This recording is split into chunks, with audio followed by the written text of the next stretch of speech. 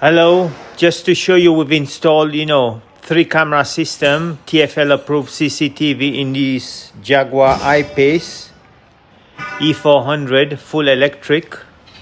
We've put stickers all around the car to warn the customers that this car comes with CCTV.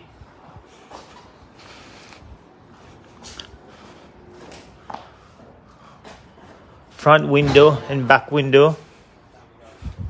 Also,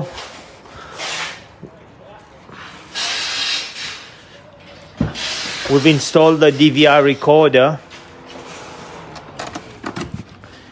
here, as you can see, in the boot, and we fitted camera inside the car.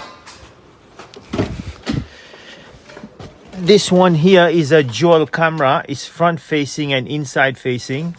Also got rear camera, which is on the windscreen at the back. It's being covered at the moment. And also we've installed panic button for voice recording, one for the driver and one for the passenger.